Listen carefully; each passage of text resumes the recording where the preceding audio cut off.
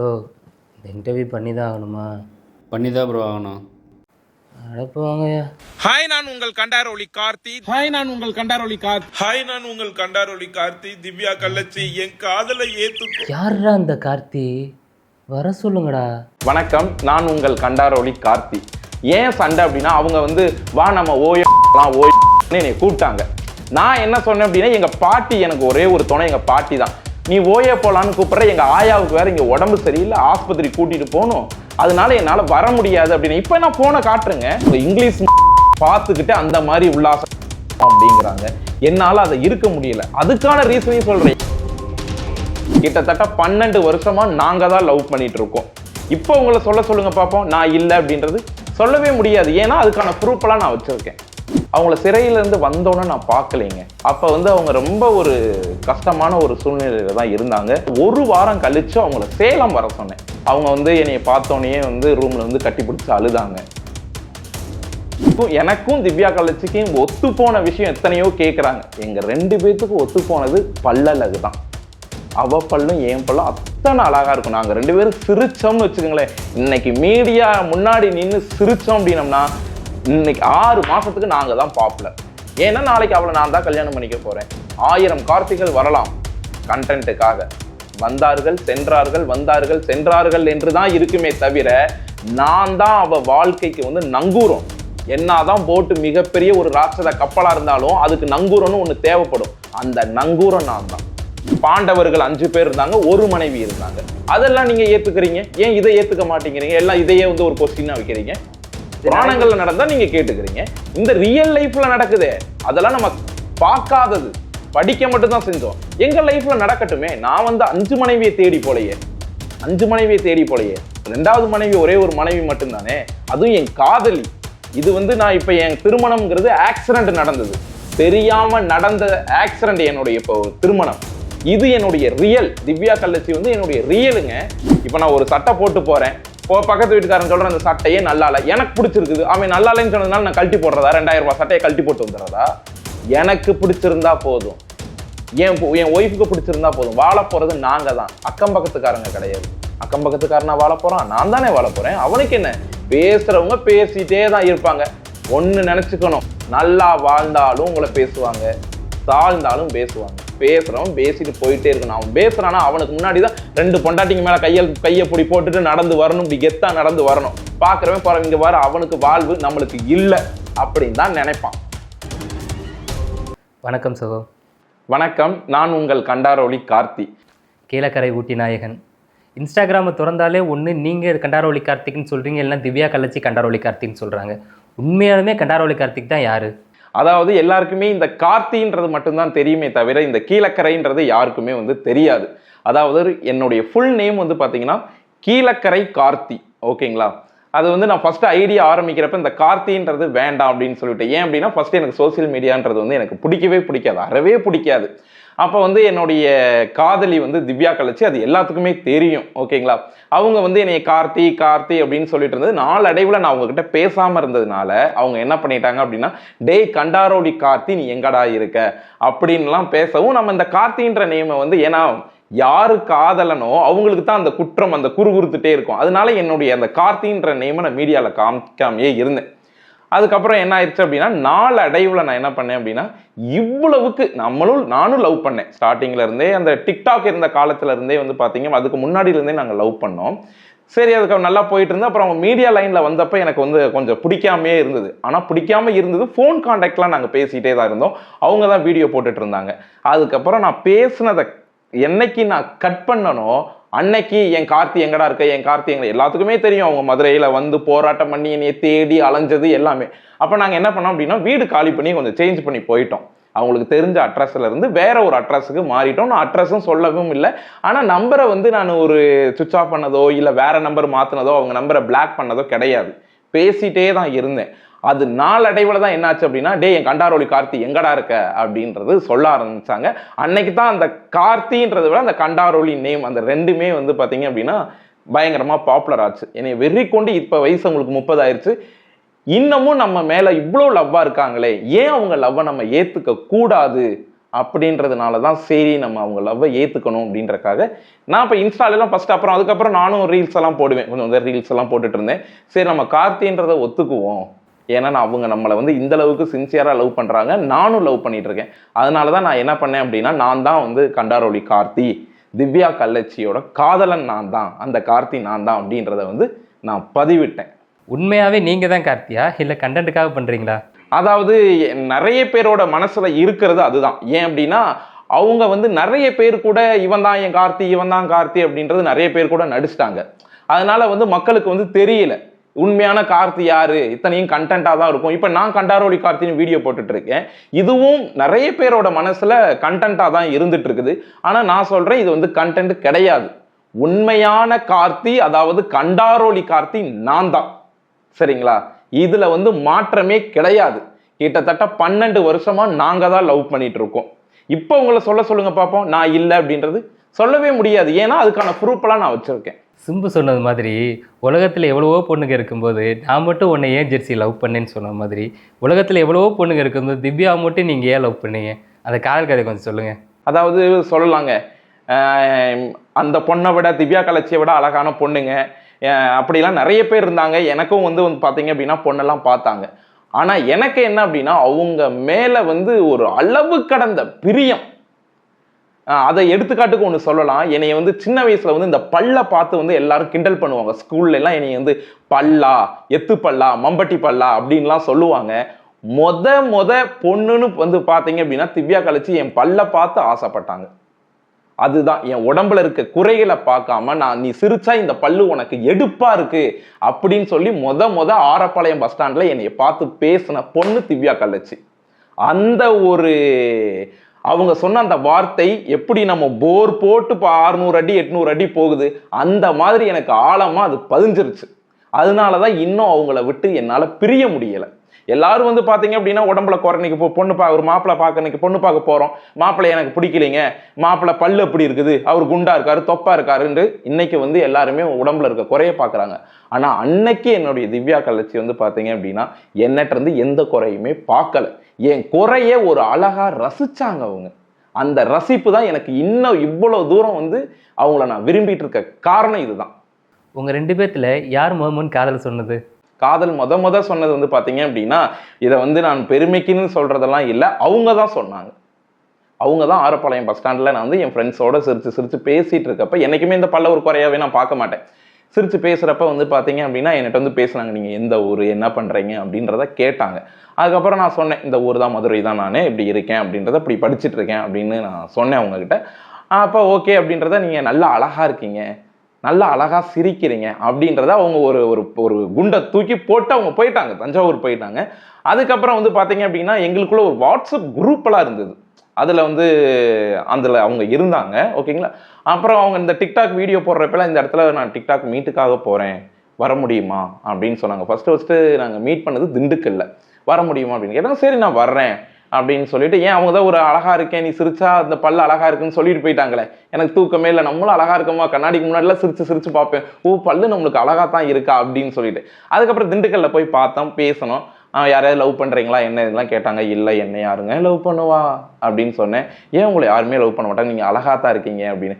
இல்லை அப்படிலாம் இல்லை, எனக்கு நீங்க அழகா தெரியுறீங்க, சிரிச்சா அவ்வளோ அழகா லட்சணமா இருக்கீங்க அப்படின்னாங்க. அப்போ எங்க காதல் வந்து திண்டுக்கல்ல தான் முதலாக மலர்ந்து இப்போ 12-13 வருஷம் ஆச்சு. இன்னும் எங்களுடைய லவ் ஓடிட்டே தான் இருக்கு. என்னைக்கு கரம் பிடிப்பேன்றத காத்துட்டு இருக்கேன். நான் மட்டும் காத்துட்டு இருக்கலைங்க, மக்களும் காத்துட்டு தான் இருக்காங்க. தினமும் கண்டாரோலி கார்த்தின்னு சொல்லி வீடியோ போட்டுட்டு இருக்கீங்களே, திவ்யா ஒன்றும் சொல்ல மாட்டாங்களா? அதாவது ஃபர்ஸ்ட் நான் தான் கண்டாரோலி கார்த்தின்ட்டு வந்து வீடியோ போட்டோன்னே அவங்க வந்து எனக்கு மெசேஜ் பண்ணாங்க. ஒரு 2 days கழிச்சு வந்து பண்ணாங்க, நீ ஏன் சொன்ன, நீ ஏன் கார்த்தின்னு இப்போ சொன்ன அப்படின்றப்ப நான் கேட்டேன், ஏன் இப்போ கார்த்தின்னு நான் சொன்னதுனால என்ன, அப்போ என்னைய வந்து பார்த்து நீ தானே சொன்ன அழகா இருக்கேன் லவ் பண்ணுறேன் அப்படின்னு சொல்லிட்டு இப்போ சொன்னதுனால என்ன சொல்கிற, இன்னும் கொஞ்ச நாள் போகட்டும், அதுக்கப்புறம் நானே வந்து மக்களுக்கு அறிமுகப்படுத்திருப்பேன்ல, நான் கொஞ்சம் சம்பாதிக்கணும், இப்போ நான் கல்யாணம் பண்ணிக்க முடியாது, இப்போ நான் உன்னை கல்யாணம் பண்ணிக்கேன்னு சொல்லலை, மக்களுக்கு நான் சொன்னேன் நான் தான் கார்த்தி, நீ தான் கார்த்தி எங்கடா இருக்கன்னு கேட்டுட்டு இருக்க, அதனால மக்களுக்கு நான் தான் கண்டாரோலி கார்த்தின்றதை அறிமுகப்படுத்தியிருக்கேன், அவ்வளோதான் அப்படின்றத நான் சொன்னேன் உங்களுக்கு. கண்டென்ட் கல்யாணங்கிற பேரில் திவ்யா கள்ளச்சி வந்து நிறைய பசங்களோட கல்யாணம் பண்ணிட்டு இருக்காங்களே, ஒரு காதலனா நீங்கள் எதுவுமே கேட்கறது இல்லையா? அதாவது நீங்களே சொல்லிட்டீங்க, இதுக்கு நான் வந்து உங்களுக்கு வந்து விளக்கம் வைக்கணுன்றது இல்லை, நீங்களே கண்டென்ட்னு சொல்லிட்டீங்க சரிங்களா. அதுக்கப்புறம் நான் என்ன விளக்கம் வைக்க முடியும்? இப்போ சினிமாலே எத்தனையோ ஹீரோ ஹீரோயினி வந்து இன்னைக்கு வந்து ஹீரோவா நடிப்பாங்க, நாளைக்கு வந்து அவங்க அப்பா அம்மாவா நடிப்பாங்க. அது போல இதுவும் நடிப்பு தான். கண்டென்ட்டுக்காகவே பண்ணாலும் உங்களுக்கு கோவமே வரலையா? வராதுங்களே. இப்போ என் திவ்யா கலச்சி பெரிய ஹீரோயினி, அவங்க வந்து 4 பேர் கூட கணவனாகவும் நடிக்கலாம், அம்மா கேரக்டர்ல நடிக்கலாம், சித்தி கேரக்டர்ல நடிக்கலாம். நடிப்பு, அதை நம்ம நடிப்பா தான் எடுக்கணும். அதை வந்து நம்ம ரியலா கொண்டு வந்தோம் அப்படின்னா வாழ்க்கையில நிம்மதிங்கிறது போயிடும். அப்படின்னு நினைச்சா யாருமே நடிக்க முடியாதுங்க. யாரும் நடிக்கவே முடியாது. இன்னைக்கு திவ்யா ஒரு டைம் ஜெயிலுக்கு போனாங்களே, என்ன காரணத்துக்காக ஜெயிலுக்கு போனாங்க? அப்போ ஒரு காதல்னா உங்க மனநிலை எப்படி இருந்துச்சு? அதாவது பார்த்தீங்க அப்படின்னா அந்த காலங்கள் வந்து எப்படி சொல்லணும் அப்படின்னா, இந்த ராமர் சீதை அவங்க வந்து வனவாசம் போனாங்க சரிங்களா. எவ்வளவோ ஆடம்பர வாழ்க்கை வாழ்ந்து கிட்டத்தட்ட 14 வருஷம்னு நினைக்கிறேன். அந்த 14 வருஷங்கள் வந்து அவங்க காட்டுக்குள்ள போய் கஷ்டப்பட்டாங்க. அப்போ வந்து ராமரை வந்து சீதையை வந்து ராவணன் தூக்கிட்டு போயிடுறாரு இலங்கைக்கு. அப்போ ராமர் எவ்வளோ கஷ்டப்பட்டிருப்பார் அந்த இடத்துல. நம்ம வந்து புராணங்களில் படித்த நம்மளுக்கே எவ்வளோ வலி வேதனை இருந்தது. அதை விட எனக்கு ஜாஸ்தி இருந்தது. நம்ம காதலி போயிட்டாலே என்னால் பார்க்கவும் போக முடியாது. ஏன்னா அதுக்கான ஆதார் கார்டு ப்ராசஸ்லாம் அதிகம், என்னால் பார்க்கவும் முடியலை. அவளுடைய வீடியோவை பார்த்து ரொம்ப ஃபீல் பண்ணிட்டு இருந்தேன். அவள் போனதுக்கு காரணம் என்ன அப்படின்னா வாய். இப்போ நான் உங்ககிட்ட சண்டை போடுறேன்னா டைரெக்டாக உங்களை பற்றி மட்டும்தான் பேசணும். வேற அவங்களுடைய குழந்தைங்க அம்மா அப்பா அவங்கள வச்சு பேசக்கூடாது. அவங்கள வச்சு பேசினாங்க. அதனால தான் அந்த சிறை வாழ்க்கை. அதை வந்து சிறை வாழ்க்கைன்னு நான் நினைச்சுக்கல, உண்மையாவே அப்படி நினைக்கல. ராமர் கொஞ்ச காலம் சீதையை விட்டு பிரிஞ்சிருந்தார். சீதை இலங்கையில இருந்தாங்க, ராமர் வந்து காட்டுல வாழ்ந்தாரு. அது போலதான் நான் நினைச்சேன். மற்றபடி அவங்க சிறையில இருந்தாங்க, அசிங்கம் இவங்களை கல்யாணம் பண்ணா அப்படின்றதெல்லாம் நான் நினைக்கவே இல்லை. அதுக்காக நீங்க அடுத்த கேள்வி கேட்டிருக்க கூடாது, அவங்க வந்தோடனே தீ குளிக்க வச்சியா, நீ அதை பண்ணியா இதை பண்ணியான்னு கேட்டுறக்கூடாது. அது வந்து புராணம், இது வந்து ரியல் வாழ்க்கை. நீங்க அட்வைஸ் பண்ணீங்களா நீ இப்படி தப்பு பண்ணக்கூடாதுன்னு? அதெல்லாம் நான் வந்து அவங்க வந்து ஒரு 3 டேஸ்ல வந்து நான் காண்டாக்ட் பண்ணேன். திவ்யா வந்து எண்ணெய் தேய்ச்சி குளிச்சுட்டு நிம்மதியாயிரு சரியா, நல்லா சாப்பிடு, அதுக்கப்புறம் நல்லா யோசி, ஏன் நம்ம இதுக்காக போனோம், எதுக்கான இந்த தண்டனை அப்படின்றத யோசி, உனக்கே இதுக்கான விளக்கம் தெரியும் சரியா. என்னைக்குமே வந்து வாய் எதுலையும் வாய் வார்த்தையால எதையும் விட்டுறாத. அது வந்து நீ மீடியாவில் இருக்கிறதுனால அதை ரெக்கார்டாக நம்மளுக்கு பிடிச்சிட்டு அதுவே நம்மளுக்கு ஆபத்தாக வரும். உன்னைய டைரக்டாக திட்டுறாங்கன்னா அவங்கள மட்டும் திட்டிட்டு போ, அவங்களை சார்ந்தவங்கள என்னைக்குமே நீ பேசாத அப்படின்ற அட்வைஸை நான் கொடுத்தேன். அவங்க ஜெயிலிருந்து வந்தது திவ்யாவை போய் பார்த்தீங்களா? அவங்கள சிறையிலேருந்து வந்தோன்னே நான் பார்க்கலைங்க, நான் பார்க்கல. ஏன் அப்படின்னா அப்போ வந்து அவங்க ரொம்ப ஒரு கஷ்டமான ஒரு சூழ்நிலையில தான் இருந்தாங்க. சம்பாரிச்ச பணம் எல்லாம் எல்லாத்துக்கும் தெரியும். ஜெயிலுக்கு போனால் வந்து பார்த்தீங்க அப்படின்னா வக்கீலுக்கு சாப்பாட்டுக்கு லொட்டு எல்லாத்துக்கும் கொடுத்துருவாங்க. பணமே இல்லை. அவங்க வீட்டுக்கு போயிட்டாங்க. வீட்டில் இருந்து நான் 1 வாரம் கழிச்சு அவங்கள சேலம் வர சொன்னேன். சேலம் வந்து 2 டேஸ் அவங்க கூட நான் வந்து இருந்தேன். நாங்கள் வந்து ஹோட்டலில் ரூம் போட்டு நாங்கள் இருந்தோம். 2 டேஸ் இருந்தோம். அவங்க வந்து என்னை பார்த்தோன்னே வந்து ரூமில் வந்து கட்டி பிடிச்சி அழுதாங்க. நான் இப்படி இருந்தேன், இவ்வளோ கஷ்டப்பட்டேன் அப்படின்னு. நான் அவங்கள வந்து தட்டி கொடுத்து ஆறுதல் பண்ணி 2 நாள் நாங்கள் அங்கே தான் இருந்தோம். போகிறப்ப மன நிம்மதியோடு போனாங்க. சரி, ஓகே.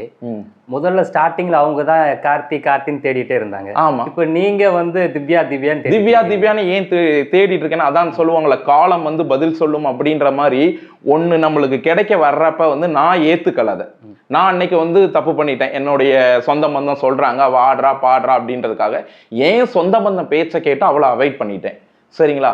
அவ வந்து என்னை எதிர்பார்க்காதனால நான் என்னுடைய காதலை புரிஞ்சுக்கிட்டு நம்மளுக்காக ஒரு பெண், அவளுக்கு 30 வயசாயும் இன்னும் வேற ஒரு திருமணம் பண்ணிக்காம இருக்காளே, அவ ஒரு செலிபிரிட்டி, அவன் நினைச்சா வேற ஆளை கல்யாணம் பண்ணிக்கலாம், அழகு இருக்கு, அறிவு இருக்கு, நல்லா சம்பாதிக்கிறான், நல்லா படிச்சிருக்கிறான், எத்தனையோ மாப்பிள்ளை வந்திருக்கும், ஆனா எனக்காக கல்யாணம் பண்ணாம இருந்தாங்க.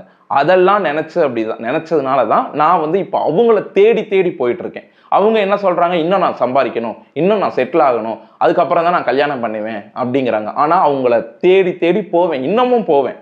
எங்க மேரேஜ் முடிகிற வரையே எங்களுடைய பயணம் தொடர்ந்துகிட்டே தான் இருக்கும், இந்த தேடல் பயணம். இப்படி பண்றீங்களே, உங்க வீட்டுக்கு தெரியுமா? தெரியும். வீட்டுக்கு தெரியுமா அப்படின்றது என்ன கொஸ்டின், அது உலகத்துக்கே தெரியுது. நான் இன்னைக்கு மீடியாவில் தான் தேடிட்டு இருக்கேன். மீடியாவில் எல்லாத்துக்கும் என்னுடைய காதல் ஸ்டோரியை சொல்லிட்டு இருக்கேன். நாங்கள் எங்கே குளித்தோம், எங்கே பழகணும், எங்கே முதலாக சந்திச்சோம் அப்படின்றத முனக்கண்டு சொல்லிட்டு இருக்கேன். இப்போ கூட எனக்கு 2 டேஸ்க்கு முன்னாடி சண்டை. ஏன் சண்டை அப்படின்னா, அவங்க வந்து வா நம்ம ஓயோ போகலான்னு என்னை கூப்பிட்டாங்க. நான் என்ன சொன்னேன் அப்படின்னா, எங்கள் பாட்டி, எனக்கு ஒரே ஒரு துணை எங்கள் பாட்டி தான். நீ ஓயோ போகலான்னு கூப்பிட்ற, எங்கள் ஆயாவுக்கு வேற இங்கே உடம்பு சரியில்லை, ஆஸ்பத்திரி கூட்டிகிட்டு போகணும், அதனால என்னால் வர முடியாது அப்படின்னு. இப்போ நான் ஃபோனை காட்டுறேங்க. நான் பேசுனது எல்லாமே காட்டுறேன். அவங்க உடனே என்ன பண்ணிட்டாங்க, எங்க 2 பேத்துக்கு சண்டை வந்துருச்சு. சரி இவன் நம்மளை சும்மா தொந்தரவு பண்ணிட்டே இருக்கான்றக்காக 2 நாள் இப்போ பிளாக்ல போட்டிருக்கேன். இது உண்மையான ரீசன். 2 பேரும் தனித்தனியாக லவ் பண்ணுறேன்னு வீடியோ போட்டுட்ருக்கீங்க. ஒன்றா சேர்ந்து வீடியோவே போட மாட்டேன்றீங்களே? ஏன் வீடியோ போடலை? இது சரியான ஒரு கேள்வி தான். ஏன் வீடியோ போடலை அப்படின்னா, நான் உண்மையான கார்த்தி இப்போதைக்கு என் கூட அவங்க வீடியோ பண்ணாங்க. அவங்க சொன்ன வார்த்தை இது வந்து நான் வந்து இதை புரிஞ்சுக்கிற தன்மை இருக்கா இல்லையான்றது எனக்கு தெரியல. அவங்க சொன்ன வார்த்தை நான் கேட்டிருக்கேன். வா நம்ம 2 பேரும் ரீல்ஸ் பண்ணுவோம், நம்ம 2 பேரும் வீடியோ போடுவோம் அப்படின்றத நான் கேட்டேன். அப்போ அவங்க சொன்ன வார்த்தை என்ன அப்படின்னா, இப்போ நான் உங்க கூட ரியலாக நான் வீடியோ போட்டுட்டேன் அப்படின்னா நீ தான் கார்த்தின்றது மக்களுக்கு தெரியும்.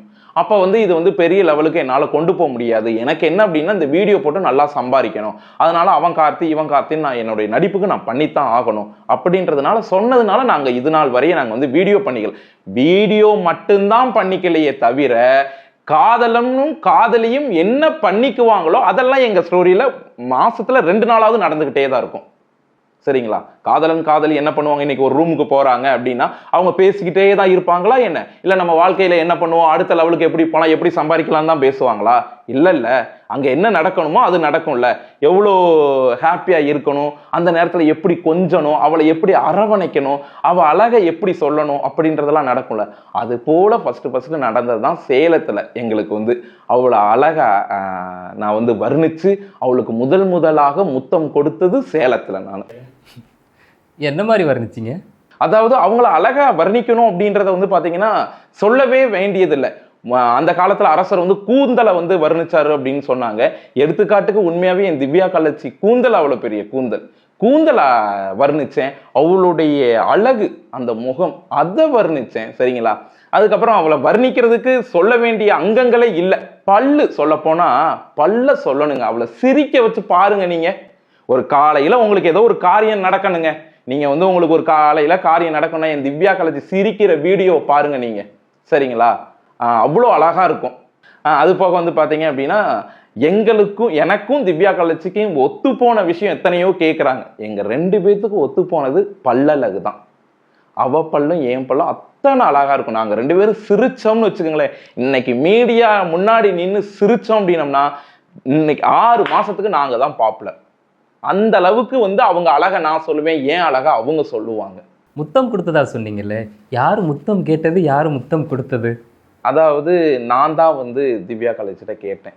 நம்ம பழகிருக்கோம், பேசியிருக்கோம், முதலாக நம்ம ரூம் எடுத்திருக்கோம், எடுத்தோன்னா அதுக்கும் இதுக்கும் போகக்கூடாது, உன் பொன்னான உதட்டால சரியா எனக்கு ஒரு முத்தம் கொடு அப்படின்னு சொல்லி கேட்டாங்க. அந்த முத்தம் எங்க கொடுத்தாங்க அப்படின்றத சொல்ல முடியாது. சரிங்களா? மீடியால வந்து சொல்லக்கூடாது. ஏன் அப்படின்னா இந்த வீடியோ நிறைய பேர் பார்ப்பாங்க. அதனால அந்த முத்தம் கொடுத்த தருணம் ஒரு கிட்டத்தட்ட சத்தியமா சொல்றேன் 10 நிமிஷம் எங்களை மெய் மறந்துட்டோம்.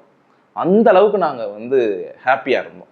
நீங்க சொல்றீங்க நான் தான் கார்த்தின்னு, ஆனா ஒரு பக்கம் அவங்க என்ன சொல்றாங்கன்னு இவ யாருன்னு எனக்கு தெரியாது, சும்மா ஃபேக் பண்ணி வீடியோ போட்டுக்கிட்டு இருக்கேன், அவன் என் கார்த்தியே இல்ல அப்படின்னு சொல்லி வீடியோ போட்டுட்டு இருக்காங்க. அதை பத்தி நீங்க என்ன நினைக்கிறீங்க? அதாவது இப்ப வந்து நான் சொல்றேங்க, நான் கார்த்தியே நீ இல்லைன்னு அவங்க சொல்றாங்கன்னு வச்சுங்களேன், நான் தான் உண்மையான கண்டாரோலி கார்த்தின்றது நிரூபிக்க முடியும்.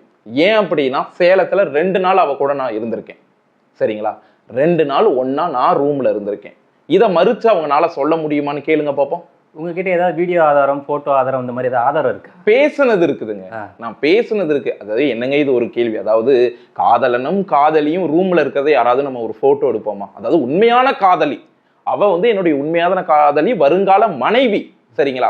அதனால அந்த ஒரு ரூமுக்குள்ள இருக்கிறப்ப ஒரு போட்டோவோ வீடியோவோ எதுவுமே நான் எடுக்கல. அவரான போட்டோ தானே எடுத்துக்க மாட்டீங்க? சாதாரண வெளியில போனது, ஏதோ கோவில் அந்த மாதிரி போன இடத்துல எடுத்து அதெல்லாம் நாங்க எடுத்துக்கவே இல்லை. அவ சோசியல் மீடியால இருக்கிறதுனால வந்து நான் அதை எடுத்துக்கல. அதை நாங்க 2 பேருமே விரும்பவும் இல்லை. ஏன்னா நாளைக்கு அவளை நான் தான் கல்யாணம் பண்ணிக்க போறேன். 1000 கார்த்திகள் வரலாம் கண்டென்ட்டுக்காக. வந்தார்கள் சென்றார்கள், வந்தார்கள் சென்றார்கள் என்றுதான் இருக்குமே தவிர நான் தான் அவ வாழ்க்கைக்கு வந்து நங்கூரம்.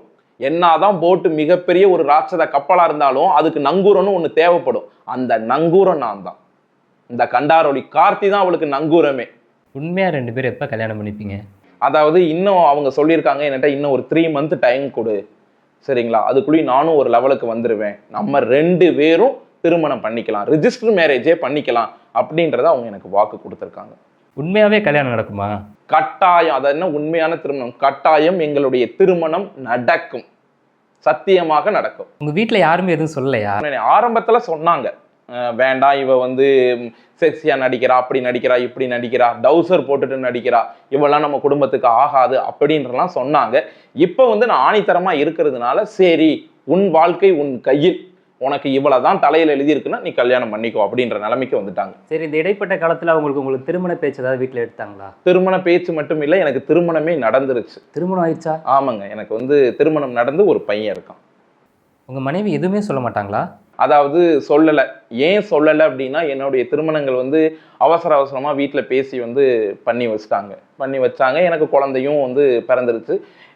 நாட்கள் ஆகவும் வருடங்கள் ஆக என் மனைவிட்ட நான் சொல்லிட்டேன், இப்படி திவ்யா கலட்சியை தான் நான் லவ் பண்ணேன், இன்னமும் பண்ணிட்டு இருக்கேன், நான் இவளை கல்யாணம் பண்ணேன்னா எனக்கு முழு மன நிம்மதியோடு இருப்பேன் அப்படின்றத சொன்னேன். என் ஒய்ஃபும் புரிஞ்சுக்கிட்டாங்க. அவங்க என்னைக்கு சொல்கிறாங்களோ அன்னைக்கு நீங்கள் தாராளமாக திருமணம் பண்ணிக்கோங்க, நானே தொட்டு தாலி எடுத்து தர்றேன் அப்படின்ற வார்த்தையை சொல்லிட்டாங்க. உங்கள் ஒய்ஃப் உங்கள் காதலுக்கு எதிர்ப்பு தெரிவிக்கலையா? என் காதலை நான் சொன்னேன், இத்தனை வருஷமாக நான் லவ் பண்ணியிருக்கேன் அப்படின்றத நான் சொல்லியிருக்கேன். அதனால அவங்க எந்த எதிர்ப்புமே எனக்கு வந்து சொல்லலை. பஸ் ஒய்ஃப் இருப்பாங்கன்னு திவ்யாவுக்கு தெரியும் தானே, திவ்யா எதுவுமே சொல்லலையா? கேட்டாங்க, சொன்னாங்க, நீ கல்யாணம் பண்ணிட்ட, எதுக்கு என் லைஃப்குள்ளே இப்போ வர்ற? ஃபஸ்ட்டு நான் கண்டாரொலி கார்த்தின்னு வீடியோ போடுறப்பே அதை வந்து ஃபஸ்ட்டு கேட்ட கொஸ்டினே அதுதான், நீ கல்யாணம் பண்ணிட்டே இல்லை, திருப்பி எதுக்கு வர்ற அப்படின்றத என்னை வந்து கேட்டாங்க. அப்போ நீ வேற திருமணம் பண்ணிக்கோ, உன் லைஃப்ல இருந்து நான் விலகி போயிடுறேன், நீ ஏன் பண்ண மாட்டேங்கிறேன், என்ன நினச்சிட்டு இருக்கீல, அப்போ வா திருமணம் பண்ணிக்கலாம், என் ஒய்ஃபே ஓகேன்றப்போ உனக்கு என்ன? இந்த பக்கம் நீ இருந்த பக்கம் என் ஒய்ஃப் இருக்கட்டும், உங்கள் 2 பேர் கூடயுமே நான் வாழ்கிறேன், இதில் உனக்கு கஷ்டம் இல்லை, என் ஒய்ஃபுக்கு கஷ்டம் கிடையாது, சரிங்களா? உனக்கும் கஷ்டம் இல்லைல்ல, வாழுவோம். நீங்கள் திவ்யாவை வேற கல்யாணம் பண்ணிக்க சொன்னீங்களா? திவ்யா என்ன சொன்னாங்க? பண்ணிக்க மாட்டேன் அப்படின்னாங்க. ஏன்? ஏன்னா ஒன்றை நான் சின்சியராக லவ் பண்ணிக்கிட்டு இருக்கேன், அதனால நான் வேற திருமணம் பண்ணிக்க மாட்டேன் அப்படின்ட்டாங்க. இப்போ கடைசி வரை நீங்கள் தானே அவங்களுக்கு? கடைசி வரை. இனி வந்து நாங்கள் மனித பிறவி எடுத்து வந்தாலும் திவ்யா கலட்சிக்கு நான் தான், அவளுக்கு நாங்கள் 2 பேரும் தான் எப்பவுமே. ரீசெண்டாக எடுத்த வீடியோவில் ரொம்ப அழுதுட்டு செருப்பு அடிச்சுட்டு அந்த தொடப்பம்லாம் எடுத்து அடிச்சுட்டு ரொம்ப ஃபீல் பண்ணி பேசி அது வந்து போட்டேன். ஏன் நான் அதை வந்து நான் போட்டேன் அப்படின்னா, அப்பயாவது திருமணம் வந்து சீக்கிரம் நடக்கட்டும். ஏன்னா திருமணத்துக்குன்னு ஒரு வயசு இருக்குங்க, குழந்தை பெக்கறதுக்குன்னு ஒரு வயசு இருக்கு. ஆனால் சொல்லலாம் எப்போ வேணாலும் பெற்றுக்கலாம், உடம்புல தெம்பு இருந்தால் போதும் அப்படின்னு. குழந்தைய நம்ம வளர்க்கணும் இல்லை, அதுக்குன்னு ஒரு வயசு இருக்குல்ல. இப்போ எனக்கு 40 வயசு ஆக போகுது அப்படின்னா என் பையனுக்கோ பொண்ணுக்கோ 15 வயசாவது வரணும். 40 வயசுல போய் திருமணம் பண்ணி அதுக்காக தான் என்னை ஏத்துக்கோ அப்படின்னு எனக்கு நானே தண்டனை கொடுத்துக்கிட்டது. தண்டனைலாம் சரி, ஏற்கனவே உங்களுக்கு ஒரு பையன் இருக்கானே, நீங்க இந்த மாதிரி பண்ணிட்டு இருக்கீங்களே, ஃபியூச்சர்ல அவனுக்கு எது பிரச்சனை வருமா வராதா நீங்க யோசிச்சிருக்கீங்களா? வரவே வராதுங்க. அது எப்படி? ஏன் அப்படின்னா, 2 திருமணங்கள் பண்ணாதவர்கள் யாராவது இருக்காங்களா? உடம்புல தெம்பு இருந்தா போதும், பண வசதிகள் இருந்தா போதும், 2 மனைவிகளும் சண்டை போடாம பார்த்துக்கிட்டாவே போதும். ஏன் அந்த காலத்துல நம்ம படிச்சோம், நீங்க உங்களுக்கு வந்து புராணங்களையும் வேதங்களையும் மட்டும் நடந்தா ஏத்துக்கிறீங்க, ரியல் லைஃப்ல நடந்தா ஏன் நீங்க வந்து ஏத்துக்கிற மாட்டேங்கிறீங்க? பாண்டவர்கள் 5 பேர் இருந்தாங்க, 1 மனைவி இருந்தாங்க, அதெல்லாம் நீங்க ஏத்துக்கிறீங்க, ஏன் இதை ஏத்துக்க மாட்டேங்கிறீங்க? எல்லாம் இதையே வந்து ஒரு கொஸ்டினா வைக்கிறீங்க. புராணங்கள்ல நடந்தா நீங்க கேட்டுக்கிறீங்க, இந்த ரியல் லைஃப்ல நடக்குதே அதெல்லாம் நம்ம பார்க்காதது, படிக்க மட்டும் தான் செஞ்சோம். எங்க லைஃப்ல நடக்கட்டுமே. நான் வந்து 5 மனைவியை தேடி போலையே, 5 மனைவியை தேடி போலையே, 2வது மனைவி ஒரே ஒரு மனைவி மட்டும்தானே, அதுவும் என் காதலி. இது வந்து நான் இப்ப என் திருமணம்ங்கிறது ஆக்சிடென்ட் நடந்தது, தெரியாம நடந்த ஆக்சிடென்ட் என்னுடைய இப்போ திருமணம். இது என்னுடைய ரியல். திவ்யா கலட்சி வந்து என்னுடைய ரியலுங்க. ரியல் வேணுமா ஆக்சிடென்ட் வேணுமா? ஆக்சிடென்ட் வந்து மறந்துடணும். சரி, கெட்ட காலம் நேரம் நடந்துருச்சு அப்படின்னா அதை விட்டுறணும், அதையே நினைச்சுக்கிட்டே வரக்கூடாது. இப்போ ரியல் போயிடும். நான் அவ கூட வாழணும்னு நினைக்கிறேன், வாழ்ந்து ஒரு பிள்ளையாவது பெத்தெடுத்து வளர்க்கணும்னு நான் நினைச்சிட்டு இருக்கேன். முதல் மனைவிக்கு நீங்க துரோகம் பண்ணலன்னு சொல்றீங்களா? பண்ணலைன்னு தான் சொல்றேன். அவங்களுக்கு மறைச்சு நான் வாழலையே, அவங்களுக்கு மறைச்சு ஒன்றும் தெரியாம போய் தாலி கட்டி திருட்டுத்தனமா போய் 2 மாசத்துக்கு 2 நாள் போயிட்டு நான் வரலையே. என் ஒய்ஃபுக்கு தெரிஞ்சுதானே பண்றேன் நானு. அதான் சொல்றேன், என் ஒய்ஃபே தாலி எடுத்து கொடுப்பாங்க அப்படிங்கிறனே. அக்கம் பக்கத்துல இருக்கவங்க ஃப்ரெண்ட்ஸ் இதெல்லாம் எதுவும் சொல்ல மாட்டாங்களா? அவங்கள பத்தி நீங்க எதுவுமே யோசிக்க மாட்டீங்களா? ஸோ ஒரே ஒரு நிமிஷங்க, என்னைக்குமே இந்த அக்கம் பக்கத்துக்காரங்க சொந்தக்காரங்க பந்தக்காரங்க நினைக்காதீங்க. அப்படி நினைச்சா நம்மளுடைய உண்மையான வாழ்க்கையை வாழ முடியாது. இப்போ நான் ஒரு சட்டை போட்டு போறேன், பக்கத்து வீட்டுக்காரன் சொல்றேன் அந்த சட்டையே நல்லா இல்லை, எனக்கு பிடிச்சிருக்குது, அவன் நல்லா இல்லைன்னு சொன்னதுனால நான் கழட்டி போடுறதா? 2000 ரூபாய் சட்டையை கழட்டி போட்டு வந்துடுறதா? எனக்கு பிடிச்சிருந்தா போதும், என் ஒய்ஃபுக்கு பிடிச்சிருந்தா போதும். வாழ போறது நாங்க தான், அக்கம் பக்கத்துக்காரங்க கிடையாது. அக்கம் பக்கத்துக்காரனா வாழ போறான், நான் தானே வாழ போறேன். அவனுக்கு என்ன? பேசுறவங்க பேசிட்டே தான் இருப்பாங்க. ஒன்று நினச்சிக்கணும், இந்த இதில் நல்லா வாழ்ந்தாலும் உங்களை பேசுவாங்க, தாழ்ந்தாலும் பேசுவாங்க. பேசுறவன் பேசிட்டு போயிட்டே இருக்கணும். அவன் பேசுறானா அவனுக்கு முன்னாடி தான் 2 பொண்டாட்டிங்க மேல கையை பிடி போட்டுட்டு நடந்து வரணும், இப்படி கெத்தா நடந்து வரணும். பாக்குறவன் போறவன் இங்க வர அவனுக்கு வாழ்வு நம்மளுக்கு இல்லை அப்படின்னு தான் நினைப்பான். மனைவிக்கு துரோகம் பண்ணுறன்னு உங்கள் மனசு உறுத்தலையா? இது அதாவதுங்க, திருப்பியும் நான் அதைத்தான் சொல்றேன். நான் என் ஒய்ஃபுக்கு மறைச்சு வாழலை, அவங்க சம்மதத்தோட தான் வாழ்றேன். அப்படின்றப்ப இதுல துரோகம் என்பதே கிடையாது. துரோகம்னா ஃபர்ஸ்ட் என்ன, அதாவது யாருக்கும் தெரியாம பண்றது தான். சரிங்களா? அவங்களுக்கு குளிப்பறைக்கிறது தான். அவங்கள நான் டைவர்ஸ் பண்ணிட்டு ஒன்றும் திவ்யா கலச்சிட்ட நான் சேரலைங்க. உன் கூடயும் இருக்கேன், என் காதலி கூடயும் இருந்துக்கிறேன். உனக்கு என்ன வேணுமோ செய்கிறேன், என் திவ்யா கள்ளச்சி என்னுடைய காதலிக்கும் செய்கிறேன், உங்க 2 பேத்துக்கு செய்கிறேன். வேற என்ன வேணும் உங்களுக்கு? சரி, ஓகே. நீங்கள் எனக்கு ஒரு காதல் இருக்குன்னு சொன்னது மாதிரி அவங்க எனக்கு ஒரு காதலன் இருக்கான்னு சொல்லி கூப்பிட்டு வந்தால் நீங்கள் என்ன பண்ணுவீங்க? எனக்கு எப்படி மனநிலை இருந்திருக்கும்? ஏன்னா என்னுடைய மனநிலை நான் சொல்லிடுறேன், சரி குழந்தை என் கூட இருக்கட்டும், சரி நீ வாழணும்னு ஆசைப்படுறியா, சரி இந்த உலகத்தில் யாரும் பண்ணாதது தாராளமாக வாழு. இது தப்பு நீங்கள் யோசிக்கவே மாட்டீங்க. என்னங்க தப்பு? வாழ்க்கைங்கிறது ஒரே ஒரு முறை வாழ்றதுங்க. 2வது முறை இந்த கண்டாரொலி கார்த்தி பிரேவி எடுத்து போன டைம் நான் இன்ஸ்டாகிராமில் பாப்புலரா நான் வீடியோ போட்டுட்டு இருந்த கண்டாரொலி கார்த்தின்றது நம்மளுக்கு ஞாபகம் இருக்குமா? கிடையவே கிடையாது. வாழ்க்கை ஒரு முறை தான். என் பொண்டாட்டி கூட என் திவ்யா கலச்சி கூட இன்னைக்கு தூங்கி எந்திரிச்சு காலையில டீ குடிச்சா தான் என் வாழ்க்கை. இல்லை அப்படின்னா அதோட முடிஞ்சு போச்சு. வாழ்ற வாழ்க்கையை மனசுக்கு பிடிச்சவங்க கூட வாழ்ந்துட்டு செத்து போயிடணும். அதைத்தான் நான் சொல்லுவேனே தவிர மனசுக்கு பிடிக்காதவங்க கூட வாழ்ந்துட்டு குடும்பம் நடத்திட்டு என்னமோ வந்தோம், நம்ம என்னமோ சாப்பிட்டு இருந்தோம் அப்படின்றது வேஸ்ட். திவ்யா கலச்சி நம்பரை பிளாக் பண்ணிட்டேன்னு சொன்னீங்களே, ஏன்? ஃபஸ்ட்டு நாங்கள் கொஞ்ச நாள் ஒவ்வொரு ஊருக்கு போவோம். இப்போ ஒரு 2 நாள் தங்கணும் அப்படின்னா ஒன்று ஏற்காடு போவோம், ஊட்டி போவோம், அந்த மாதிரி போவோம். அப்போ ஒரு டைம் சென்னை வந்திருந்தோம், அவங்களுடைய ஒரு இன்டர்வியூக்காக வந்திருந்தோம். அப்போ ரூம் போட்டு சென்னையில் நாங்கள் தங்கியிருந்தோம். ஒரு நாளே நாங்கள் ரூமை விட்டு வெளியிலேயே வரல. அந்த அளவுக்கு ரொம்ப ஹாப்பியாக இருந்தோம். சொல்ல போனோம் அப்படின்னா சாப்பாடு கூட நாங்கள் 2 நேரம் சாப்பிடவே இல்லை. ரூமில் அவ்வளோ ஹாப்பியாக சொல்ல போனால் உல்லாசமாக நாங்கள் இருந்தோம். ஓகேங்களா? இருந்துட்டு அவங்கவுங்க ஊருக்கு, அவங்க தஞ்சாவூர் அவங்க போயிட்டாங்க, நான் என்னுடைய ஊருக்கு போயிட்டேன். இப்போ 2 நாளைக்கு முன்னாடி எனக்கு ஃபோன் பண்ணாங்க, எனக்கு ரொம்ப டிப்ரெஷனாக இருக்குது, மன உளைச்சலில் இருக்கேன், வா எங்கேயாவது வெளியில் போகலாம், வெளில போய் ஹாப்பியாக இருந்துட்டு நம்ம வருவோம் அப்படின்றத என்கிட்ட சொன்னாங்க. நான் அதுக்கு வரலை அப்படின்னு சொல்லாமல் எனக்கு வேலை இருக்குது, எனக்கு லீவ் இல்லை அப்படின்றதெல்லாம் அவங்கக்கிட்ட சொல்லிட்டு வந்தேன். ஏன் அதை நான் சொன்னேன் அப்படின்னா, நாங்கள் ரூமில் ஒன்றா இருந்தோம் அப்படின்னா அவங்க இங்கிலீஷ் மூவி பார்த்துக்கிட்டு அந்த மாதிரி உல்லாசத்தில் இருப்போம் அப்படிங்கிறாங்க. என்னால் அதை இருக்க முடியல. அதுக்கான ரீசனையும் சொல்கிறேன். எங்கள் 2 பேர் வயிறு பானை வயிறாக இருக்குது. என் வயிறும் சரி, என் திவ்யா கலச்சி வயிறும் சரி, அந்த அளவுக்கு அதனால தான் நான் அதை தள்ளி போட்டேன். அப்புறம் அவங்க என்ன பண்ணிட்டாங்க, நீ வரல அப்படின்னவும் நான் அவங்க எனக்கு கால் பண்ணிகிட்டே இருக்கவும் நான் பிளாக் லிஸ்ட்டில் போட்டேன். இதுதான் ரீசன்.